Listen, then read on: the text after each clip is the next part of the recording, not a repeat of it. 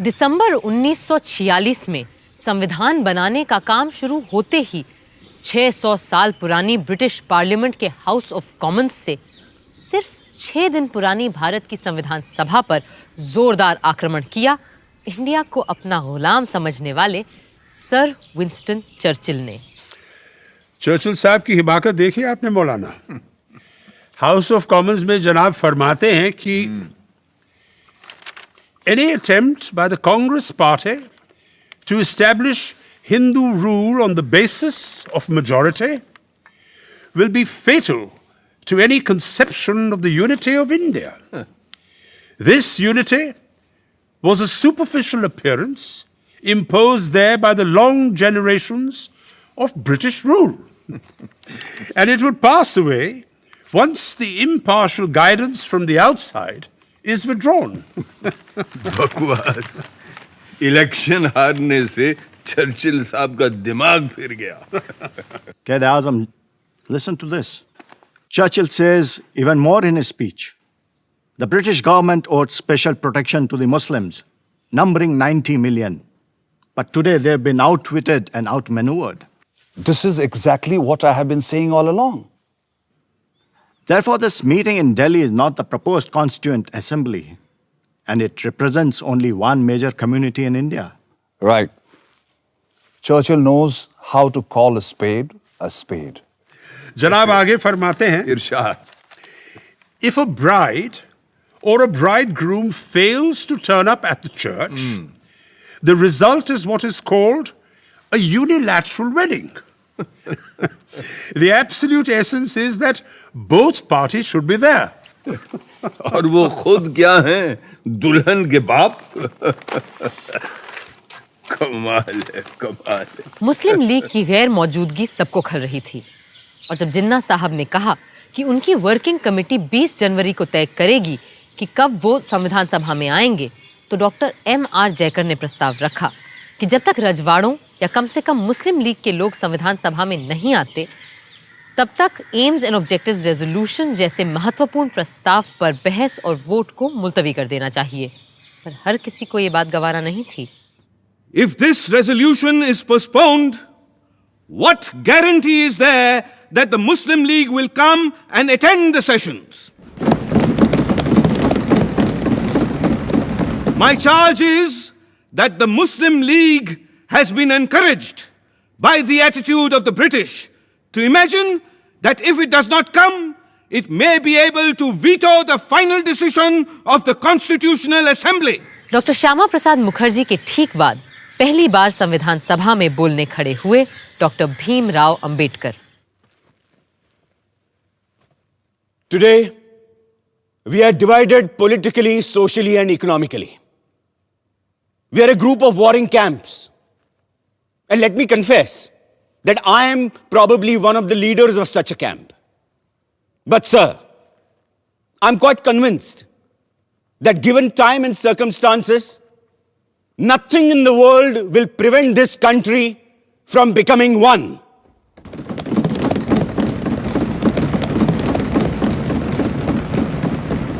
However, I find no reference to the idea of grouping in the objectives resolution. Personally, I do not like the idea of grouping. But I always thought the Congress Party had agreed that if the provinces which are placed under different groups consent to form a union or sub-federation, it would have no objection. Then why is there no mention of this? An omission that is bound to prevent the Muslim League from entering this assembly. I'm not asking you to consider whether you have the right to pass this resolution straight away or not. It may be that you have the right to do so. The question I'm asking is this: is it prudent for you to do so?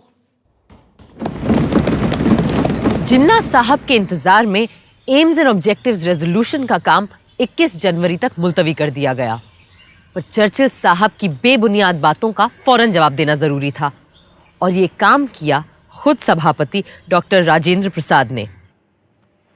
London के house of Commons में अभी पिछले दिसंबर में mister Churchill ने फरमाया कि हमारी ये संविधान सभा भारत के केवल एक धर्म के लोगों की नुमाइंदगी करती है। उन्होंने ये भी कहा कि ये असेंबली सिर्फ हिंदुओं की एक सभा है, और साथ में उन्होंने ये सवाल भी उठा दिया कि whether this meeting of caste Hindus in Delhi can be regarded by the government as the constituent assembly at all. इस किस्म के बयान न सिर्फ तथ्यों के बिल्कुल विपरीत हैं, बल्कि गलत और भ्रामक बातें भी फैलाते हैं। और इसी वजह से मैं ये जरूरी समझता हूं कि आज हम यहां सच को सामने रखें। और सच ये है कि इस प्रिलिमिनरी सेशन में 296 मेंबर्स में से 210 ने इस संविधान सभा में हिस्सा लिया, और इन 210 मेंबरान में से 155 Hindu, 30 scheduled caste, 5 Sikh, 6 Indian Christians, 5 backward tribes के नुमाइंदे, 3 एंग्लो इंडियंस, 3 पारसी, और 80 में से 4 मुसलमान भी शामिल रहे हैं। सबसे बड़ी कमी मुस्लिम लीग के सदस्यों की रही है, और हम सबको इस बात का बेहद अफसोस है। लेकिन जो संख्याएं मैंने गिनाई हैं, उनसे यह साफ जाहिर हो जाता है कि इस असेंबली को सिर्फ एक मेजर कम्युनिटी का नुमाइंदा बताना या सिर्फ हिंदुओं की सभा कहना तथ्यों के साथ सरासर खिलवाड़ है। 20 जनवरी को जिन्ना साहब ने बिना कोई वजह बताए मुस्लिम लीग वर्किंग कमेटी की मीटिंग फिर टाल दी। लिहाजा डॉक्टर जयकर ने ऑब्जेक्टिव्स रेजोल्यूशन को स्थगित करने का अपना अमेंडमेंट वापस ले लिया, और 22 जनवरी को संविधान सभा का पहला और सबसे महत्वपूर्ण प्रस्ताव पास कर दिया गया। जवाब में कायदे आजम जिन्ना ने संविधान सभा में आना तो दूर, पूरी कॉन्स्टिट्यूएंट असेंबली को ही गैर कानूनी और नाजायज करार दे डाला। The working committee of the Muslim League is emphatically of the opinion that elections to and the summoning of the Constituent Assembly, in spite of the strong protest and emphatic objection of Muslim League, were ab initio void, invalid, and illegal, as the major parties had not accepted the statement. And the continuation of the Constituent Assembly and its proceedings and its decisions are ultra-virus, invalid, illegal, and therefore it should be dissolved forthwith. उधर chamber of princess यानी राजे रजवाड़े भी पंडित नेहरू के प्रस्ताव से बहुत घबराए हुए थे। नवाब साहब भोपाल ने राजघरानों की हड़बड़ाहट एक प्रेस कॉन्फ्रेंस में जाहिर की।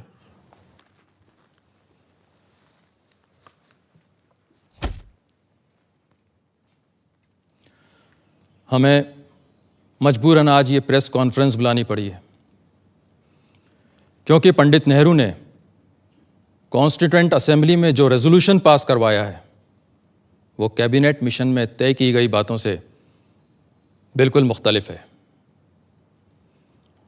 और कॉन्स्टिट्यूएंट असेंबली में ऐसे किसी भी रेजोल्यूशन को लाने और पास करवाने के हम पूरी तरह से खिलाफ हैं।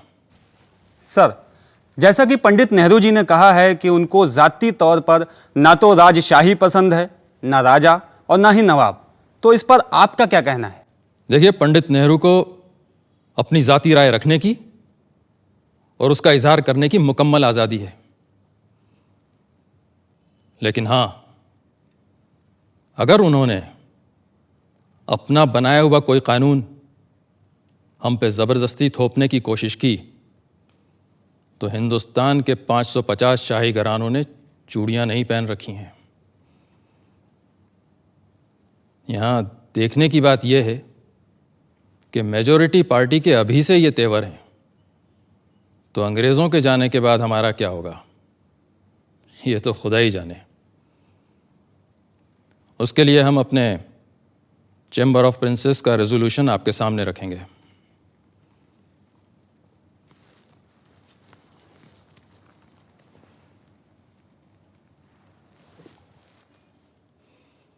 The Princess Chamber wants to make it clear in unequivocal terms that there could be no compromise on the monarchical form of government in the Indian state. Some checks and breaks have to be provided against the majority party running amok in the future governance of India. And the chamber demands that there are guarantees and assurances given that territories of the princely states are not interfered with once the British have left. And we will be free to follow our customs and rules as far as the succession is concerned.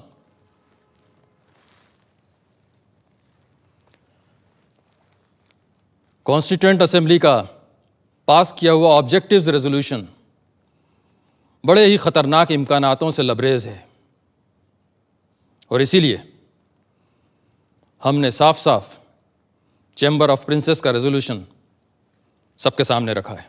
सन 47 की शुरुआत में यहाँ हिंदुस्तान में लोग संविधान सभा से तमाम उम्मीदें लगा रहे थे और तरह तरह की मांगें उठा रहे थे, लेकिन वहाँ इंग्लैंड के हाउस ऑफ कॉमन्स में प्रधानमंत्री एटली ने एक महत्वपूर्ण पर नाटकीय घोषणा कर डाली।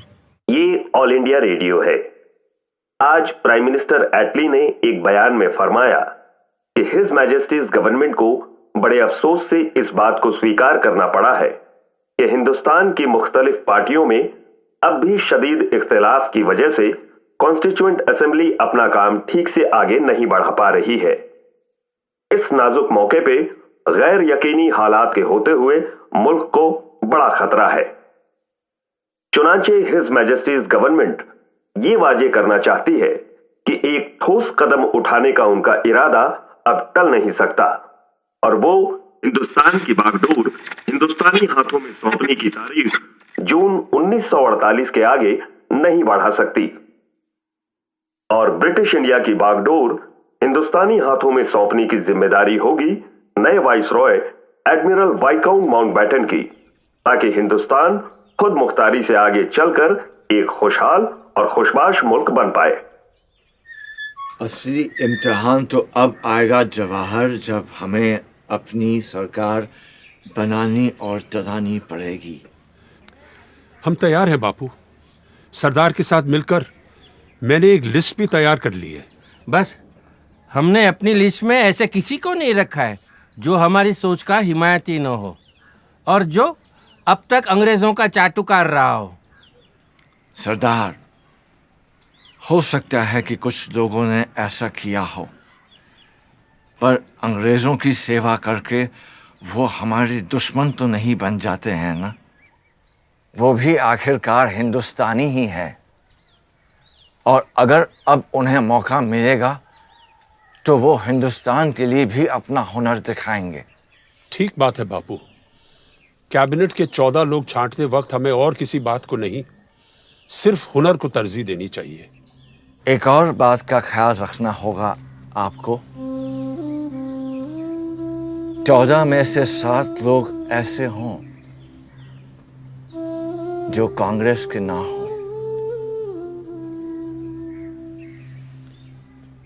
और ये भी कि आपके मंत्रिमंडल में औरतें हों, मुसलमान हों, पारसी हों, सिख हों और हरिजन हों। बापू, जगजीवन राम जी का भी नाम हमारे फहरिस्त में है। और अंबेडकर, वो मेरा पुराना विरोधी है, पर यह बात भी सच है कि संविधान और कानून के बारे में जितना वो जानता है शायद कोई जानता हो पूरे देश में। और अगर आपने अंबेडकर के ज्ञान और अनुभव का फायदा नहीं उठाया तो नुकसान उसका नहीं हिंदुस्तान का होगा। लॉर्ड माउंटबैटन ने आते ही सारे नेताओं से मुलाकात की। सबसे पहले पंडित नेहरू से, जिन्हें वो पहले से जानते थे। दोनों इस बात पर एक मत थे कि सबसे बड़ी चुनौती होगी जिन्ना साहब की जिद। और हुआ भी यही। जब जिन्ना साहब माउंटबैटन से मिलने पहुंचे, वो अपनी जिद पर अड़े रहे कि उन्हें पूर्व में बंगाल और असम और पश्चिम में पंजाब, सिंध, बलूचिस्तान और नॉर्थ वेस्ट फ्रंटियर प्रोविंस अपने पाकिस्तान के लिए चाहिए। और साथ में चाहिए एक गलियारा जो दिल्ली, रामपुर, लखनऊ और पटना से होते हुए कलकत्ता जाएगा। पर जब माउंटबैटन ने कहा कि कांग्रेस ऐसा गलियारा कतई नहीं बनने देगी और पूरे बंगाल और पंजाब का तो सवाल ही नहीं उठता, तो जिन्ना साहब बोले, better a moth eaten Pakistan than no Pakistan at all. पर बापू अभी भी अपने काठियावाड़ी भाई को समझाने में लगे हुए थे।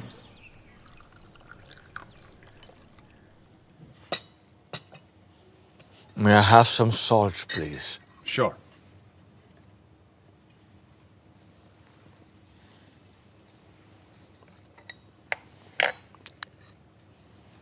मेरे भाई जिन्ना, I will plead with you 70 times 7 if the need be. But I can never agree to your idea of dividing India.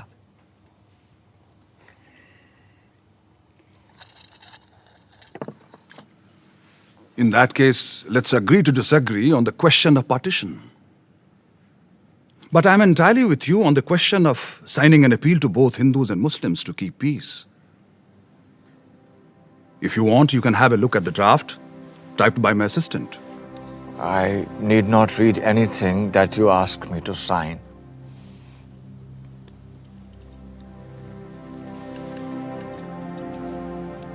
पहले आप।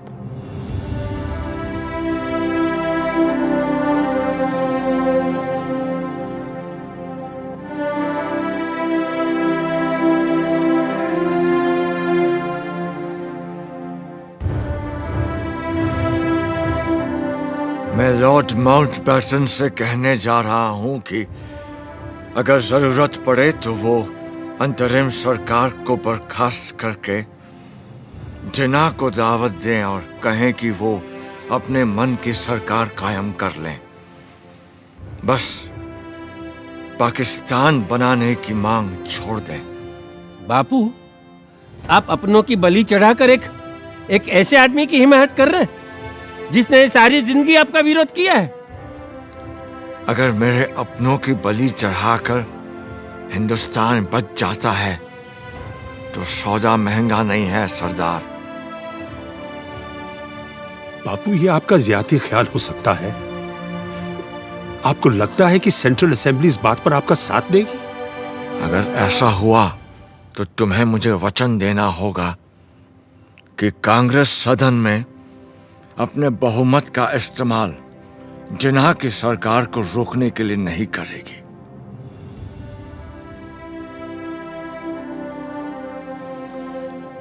बापू, मैं हमेशा आपकी बड़ी इज्जत करते आया हूं, लेकिन अब आपकी बात मुझे अजीब लग रही है। फर्ज कीजिए हमने जबान दे भी दी, तो आपको क्या लगता है कि जिन्ना साहब एक पल भी कांग्रेस का यकीन करेंगे? और फिर सदन में इतने सारे लोगों को समझाना क्या आसान होगा कि आप सारे के सारे चुपचाप हाथ पर हाथ धरे तमाशा देखते रहो कि कैसे जिन्ना जैसे तानाशाह की मनमर्जी चलती है? ना ना ना, ऐसे पागलपन के स्वांग में हिस्सा लेने के बजाय मैं सभा से इस्तीफा देना पसंद करता हूँ। बापू, लॉर्ड माउंटबैटन खुद जानते हैं कि इन हालात में मुस्लिम लीग को सरकार बनाने देना बिल्कुल फजूल की बात होगी।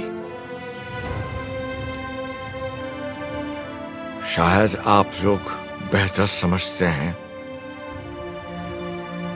वैसे भी मेरे जैसे बूढ़े का यहाँ क्या काम? मुझे तो बिहार और बंगाल में होना चाहिए। जहां दंगे फिर भड़क रहे हैं, यहां तो आप लोग हैं ही दिल्ली संभालने के लिए।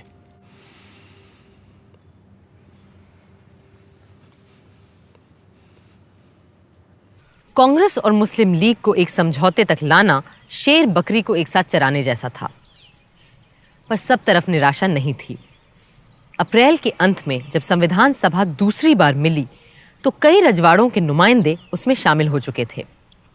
बरोडा, कोचिन, उदयपुर, जोधपुर, जयपुर, बीकानेर, रीवा और पटियाला जैसे महत्वपूर्ण राजघरानों के प्रतिनिधि अब कॉन्स्टिट्यूएंट असेंबली में शामिल थे। The Constituent Assembly welcomes the representatives of the princely states and expresses the hope that others who have not chosen their representatives will take immediate steps to do so.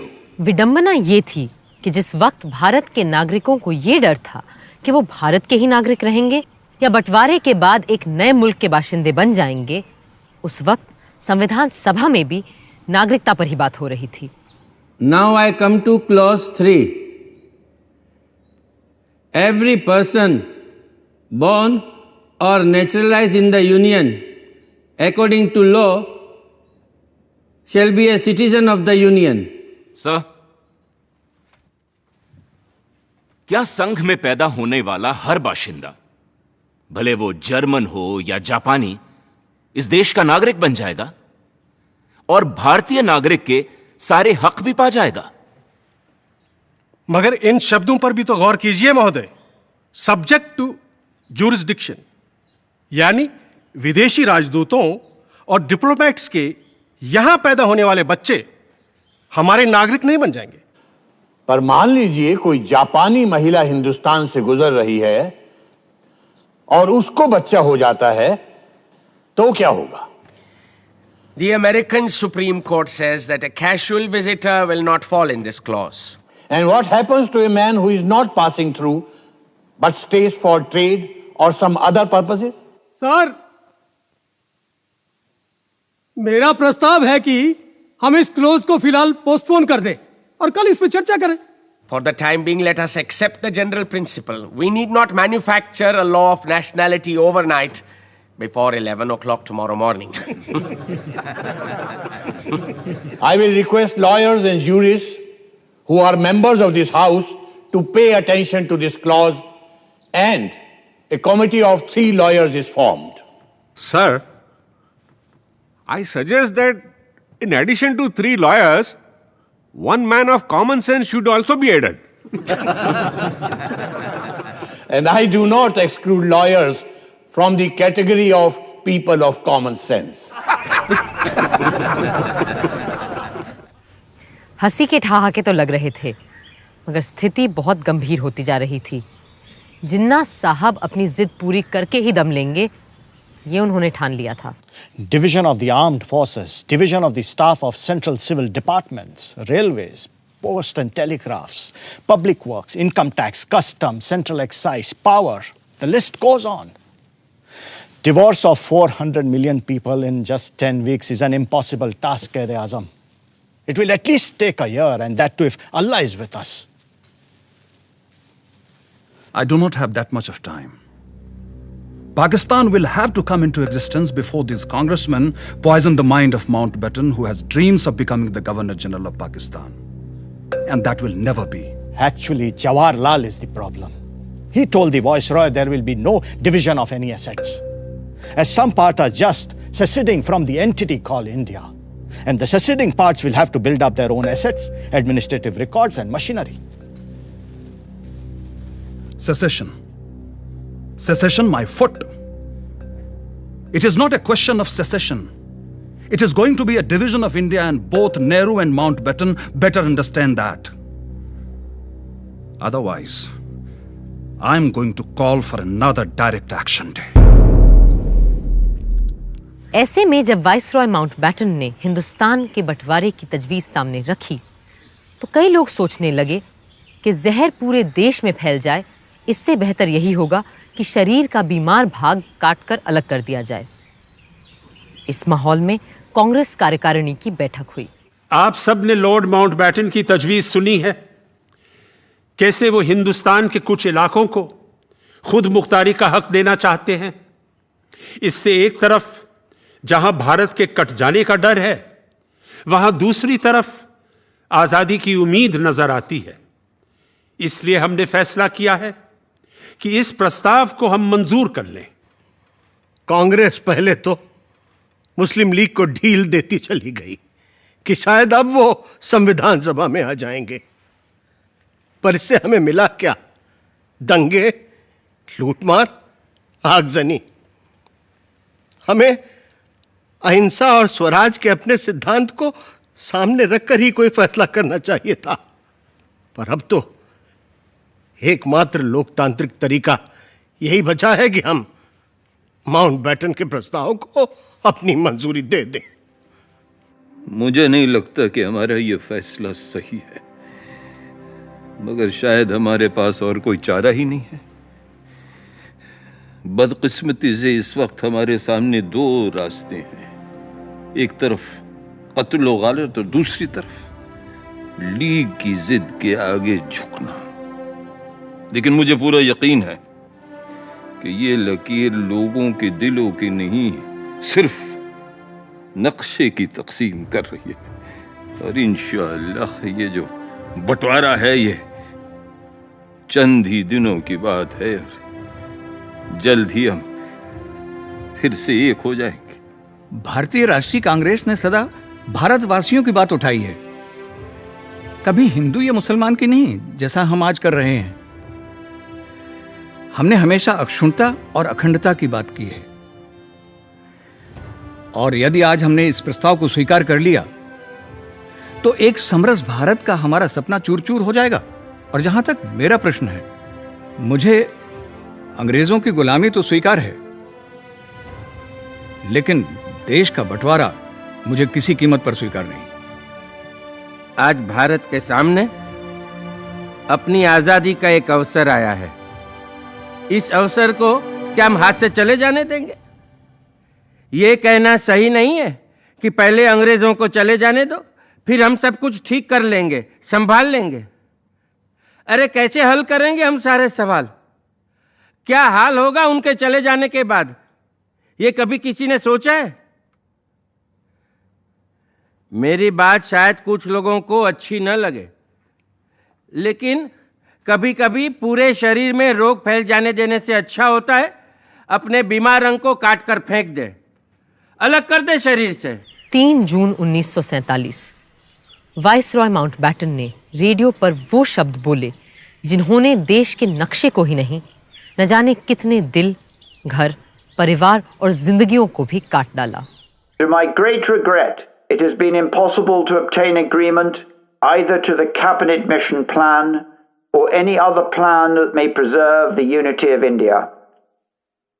But there can be no question of coercing of any large area in which one community has a majority to live against their will under a government in which another community has a majority. And the only alternative to coercion is partition. Partition of India, partition of Punjab and Bengal. 3 जून की घोषणा ने पूरे देश में एक खलबली मचा दी थी।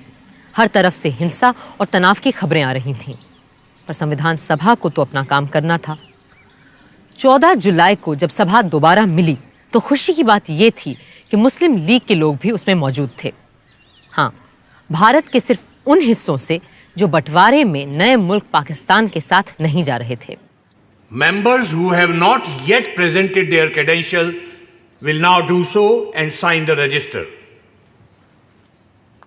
Haji Abdul Sattar Ishaq Said from Madras. Sir, I would like to raise a point of order. Does the honorable member, Mr. Haji Abdul Sattar, still subscribe to the two-nation theory? This is not a point of order. It is a question of the right of the member elected to the Constituent Assembly, and I cannot prevent any elected member from signing the register. You may go ahead, please. Further on the list, B. Pokar Sahab Bahadur, Madras. Mahmood Ali Beg Sahib Bahadur Madras, Maulvi Syed Mohammad Saadullah Assam, Dr. B.R. Ambedkar Bombay. Doctor Ambedkar को दोबारा इस बार बॉम्बे से चुनकर आना पड़ा क्योंकि बंटवारे में उनकी सीट पूर्वी पाकिस्तान जा चुकी थी। हाँ, फायदा हुआ तो सिर्फ इतना कि 552 में से ज्यादातर रजवाड़े अब भारत का हिस्सा बनना मंजूर कर चुके थे। The next item is the motion to be moved by Honorable K.M. Munshi.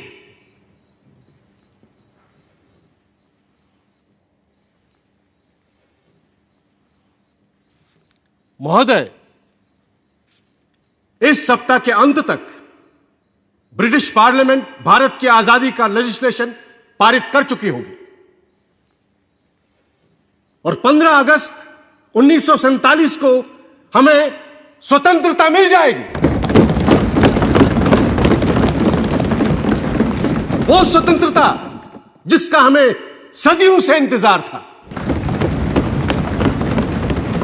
हमारे देश में अब एक तरह की समानता आ गई है, हालांकि स्वयं देश की सीमाएं सिकुड़ गई हैं। अब हम एक आजाद और सशक्त भारत के उद्देश्य की ओर पूरे जोश और उल्लास से आगे बढ़ सकेंगे।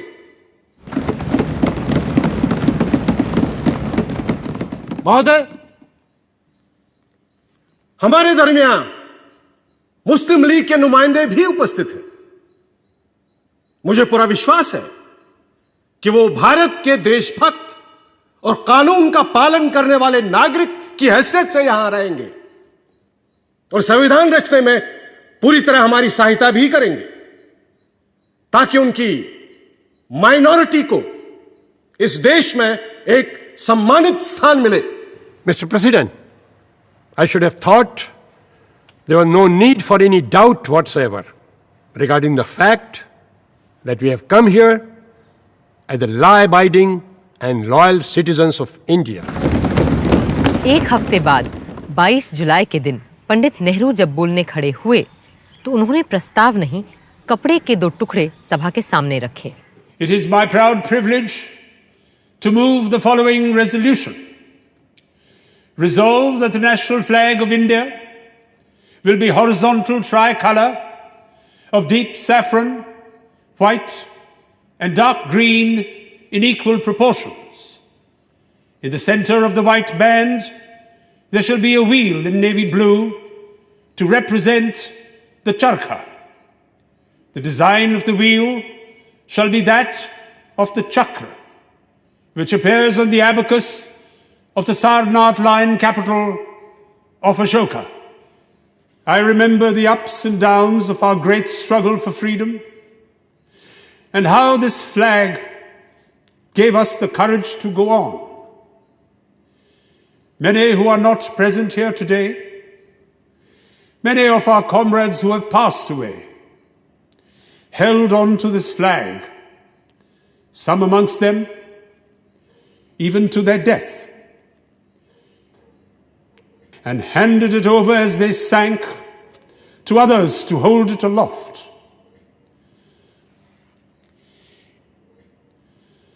So, in this simple form of words, there is much more than will be clear on the surface. There is the struggle of the people for freedom, with all its ups and downs, and trials and disasters. And there is finally today, as I move this resolution, a certain triumph about it, a measure of triumph in the conclusion of that struggle.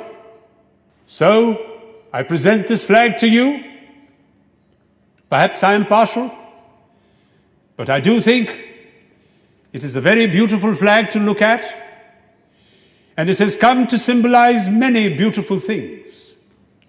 Things of the spirit and things of the mind.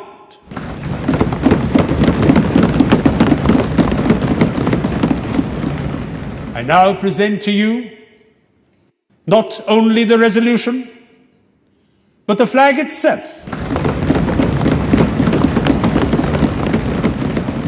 One in silk, and one in cotton.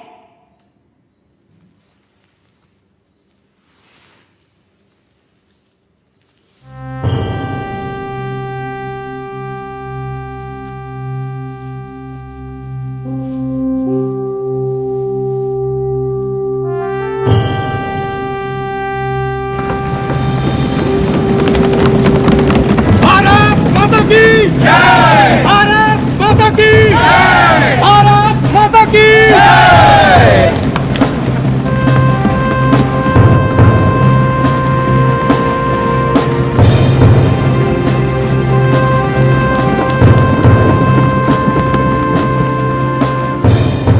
I beg to move this resolution. Mr. President, my amendment is that inside the chakra, in the white band, the swastika, the ancient Indian symbol of Shantam Shivam Sundaram, be inscribed. But now that I have seen the flag, I find it somewhat hard to fit the swastika into the chakra. In these circumstances, I beg leave to withdraw my amendment. HV Kamat साहब के लिए हर बात का विरोध करना जरूरी था, पर सदन के बाकी सदस्य हिंदुस्तान के नए परचम के साथ थे। मोहम्मद सादुल्ला ने खुलकर अपनी बात रखी। जनाब सदर, मेरे ख्याल में हमारा परचम सिर्फ परचम नहीं है, इसमें हमारी उम्मीदों के रंग हैं, हमारी जद्दोजहद और कुर्बानियों की कहानी भी है। हमारे मजहब इस्लाम में यही हिदायत दी गई है और मुस्लिम लीग की हाई कमांड और कायदे आजम का भी यही मानना है कि जो इंसान जहां रहे वहां की सरकार और आइन का वफादार रहे। और इसी उसूल को मानते हुए मैं उस परचम को सलाम करता हूं जो यहां हाउस में पंडित जवाहरलाल नेहरू ने पेश किया है। महोदय, मैं कहना चाहता हूं कि 27 वर्षों के इस स्वतंत्रता संग्राम में जिस तिरंगे के नीचे हमने स्वाधीनता प्राप्त की है, वही रंग हमारे राष्ट्रीय ध्वज के रंग हों, यह एक स्वाभाविक बात है। मुझे दुख है कि इस समय कुछ लोग सांप्रदायिकता में मदमस्त होकर आपत्तिजनक घटनाएं कर रहे हैं। अभी परसों की ही बात है, दिल्ली में हिंदी के संबंध में एक सभा हुई, वहां हुल्लड़बाजी हुई। इतना ही नहीं, कई मोटरों पर जो राष्ट्रीय ध्वज लगे हुए थे उन्हें निकालकर फेंक दिया गया। मैं कहता हूं कि सांप्रदायिकता से मदमस्त होकर झंडे का अपमान करना सारे राष्ट्र का अपमान करना है। भारत माता की जय! भारत माता की जय! भारत माता की जय! संविधान सभा का अगला यानी 5वां सत्र शुरू होना था एक बहुत ही ऐतिहासिक दिन, 15 अगस्त 1947। 14 अगस्त की शाम से ही सदन की कार्यवाही शुरू हो गई थी, उस घड़ी के इंतजार में जिसका हर हिंदुस्तानी को जाने कब से इंतजार था। वंदे मातरम, वंदे मातरम, सुजलाम सुफलाम मलयज शीतलाम सस्य श्यामलां मातरं वन्दे मातरं शुभ्रज्योत्स्ना पुलकितयामिनीं फुल्लकुसुमित द्रुमदलशोभिनीं सुहासिनीं सुमधुरभाषिणीं सुखदां वरदां मातरं वन्दे मातरं वन्दे मातरं।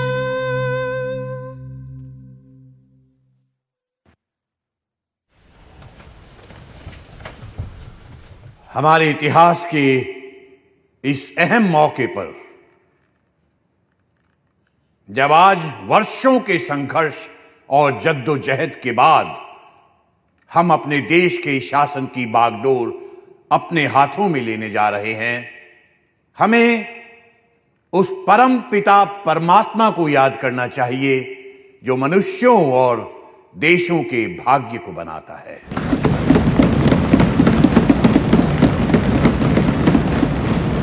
और हम आज उन अनेकानेक ज्ञात और अज्ञात, जाने और अनजाने पुरुषों और स्त्रियों के प्रति श्रद्धांजलि अर्पित करते हैं जिन्होंने इस दिन की प्राप्ति के लिए अपने प्राण न्योछावर कर दिए।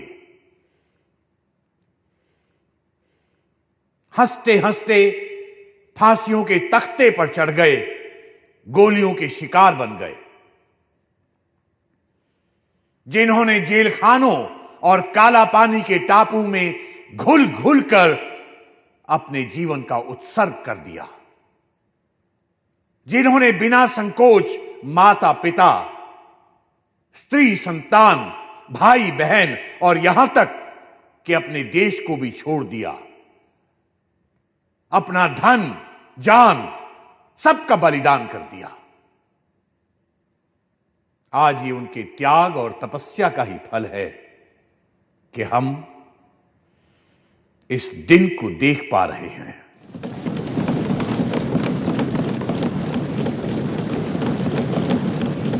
हम अपनी श्रद्धा और भक्ति का उपहार महात्मा गांधी जी को भी भेंट करें, जिन्होंने निराशा और मुसीबत के अंधेरे कुएं से खींचकर हमें बाहर निकाला।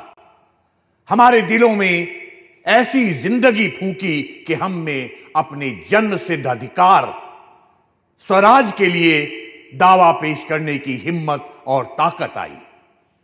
जिन्होंने हमारे हाथों में सत्य और अहिंसा का एक ऐसा अचूक अस्त्र दिया कि जिसके जरिए बिना हथियार उठाए स्वराज का अनमोल रत्न हमने हासिल कर लिया।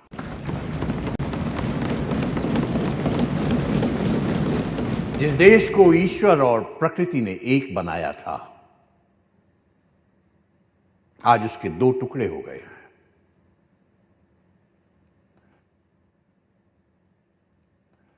मुझे यह कहना पड़ता है कि इस बंटवारे से हमारे दिलों में दुख है,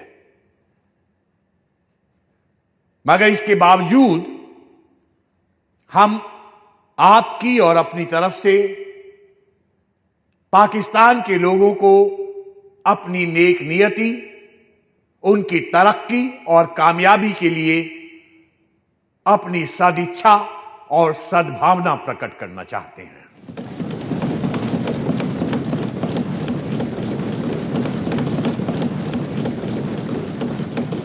अब इसके बाद मेरा प्रस्ताव है कि हम सब उन वीरों की पुण्य स्मृति में जिन्होंने देश में और देश के बाहर हमारे स्वातंत्र संग्राम में अपनी बलि दी है, कुछ क्षण मौन खड़े रहें।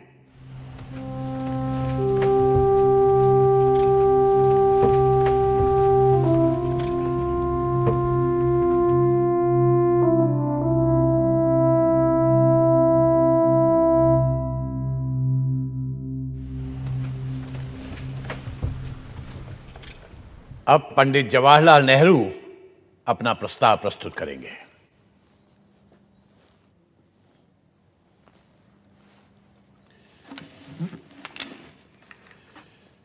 सदर साहब, कई साल हुए जबकि हमने किस्मत से एक बाजी लगाई थी, एक इकरार किया था, प्रतिज्ञा की थी। अब वक्त आया है कि हम इसे पूरा करें। बल्कि वो पूरा तो शायद अभी भी नहीं हुआ, लेकिन फिर भी एक बड़ी मंजिल पूरी हुई, हम वहां पहुंचे हैं। फिर मुनासिब है कि ऐसे वक्त में हमारा पहला काम यह हो कि हम एक प्रण, एक नई प्रतिज्ञा फिर से करें, इकरार करें आइंदा हिंदुस्तान और हिंदुस्तान के लोगों की खिदमत करने का। चंद मिनटों में यह असेंबली पूरी तौर से आजाद खुद मुख्तार असेंबली हो जाएगी और नुमाइंदगी करेगी एक आजाद खुद मुख्तार मुल्क की। हमने एक मंजिल पूरी की है और आज उसकी खुशियां मनाई जा रही हैं। लेकिन ये भी हम जानते हैं कि हिंदुस्तान भर में खुशी नहीं है। हमारे दिल में रंज के टुकड़े काफी हैं और दिल्ली से बहुत दूर नहीं, बड़े बड़े शहर जल रहे हैं। वहां की गर्मी यहां आ रही है। खुशी पूरे तौर से नहीं हो सकती, लेकिन फिर भी इस मौके पर हिम्मत से इन सब बातों का सामना करना होगा। अब मैं अपनी बात अंग्रेजी में भी पेश करूंगा। Long years ago, we made a tryst with destiny, and now the time comes when we must redeem our pledge. Not only or in full measure, but very substantially. At the stroke of the midnight hour, when the world sleeps, India will awake to life and freedom.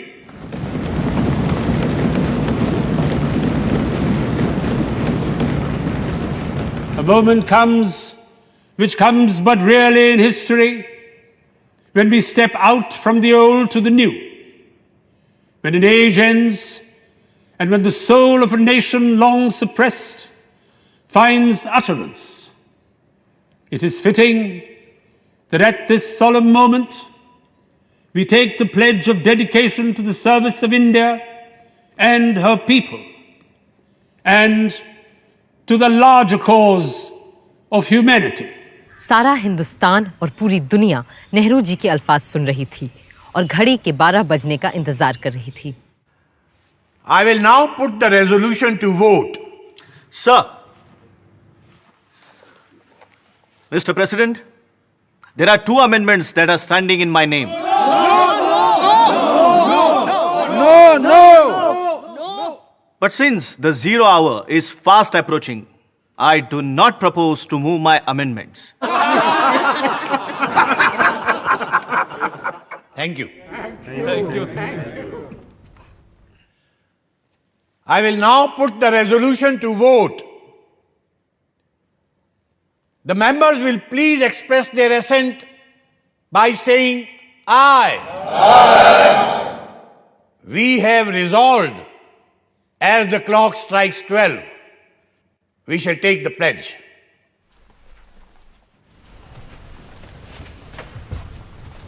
It is just half a minute to 12. I am expecting the clock to strike 12.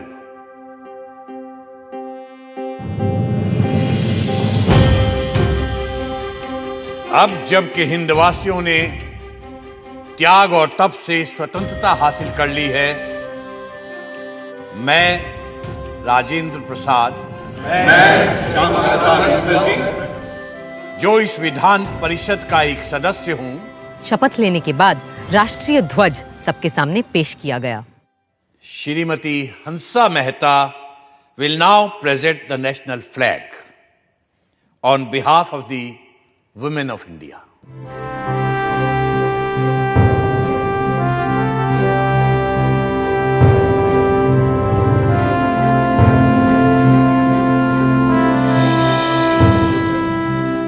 मैं प्रार्थना करती हूँ इस तिरंगे की छत्र छाया में रहने वालों को सारे सुख और समृद्धि मिले।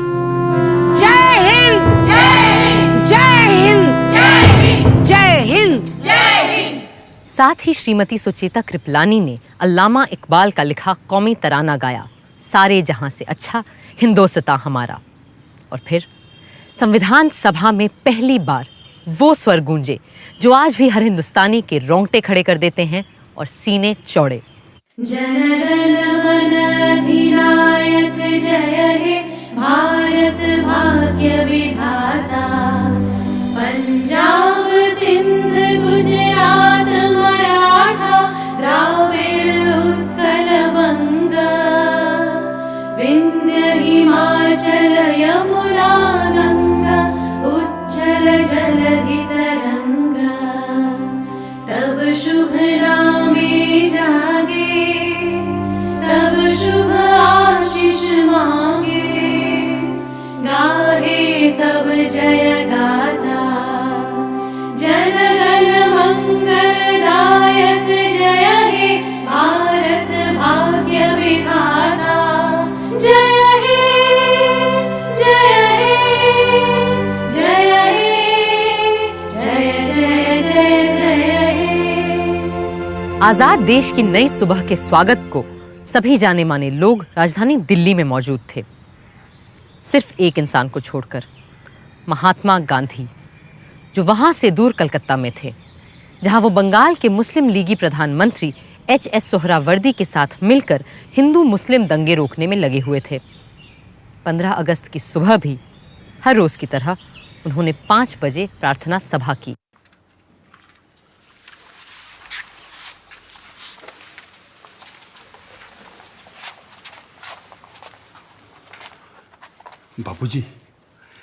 बापूजी, आज से हम आजाद हैं।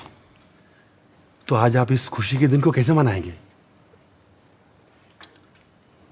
ऐसे खुशी के मौके तो ईश्वर की कृपा से ही आते हैं, सो मैं उसे याद करूंगा और धन्यवाद दूंगा। मेरा तो यही तरीका है। किंतु बापूजी, आज कुछ विशेष होना चाहिए था ना? हाँ, आज मेरे पुत्र महादेव का जन्मदिन है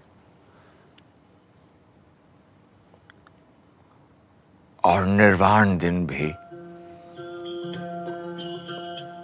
सो मैं उसे याद करूंगा और उपवास भी रखूंगा। Mahatma ji, from today, a new government of us Indians is taking charge. What will be your advice to us?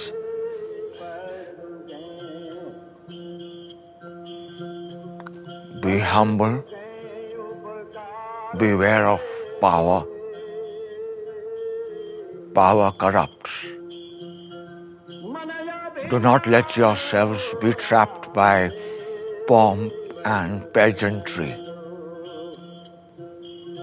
Remember, you are in office to serve the poor in India's villages. सबको सन्मति दे भगवान।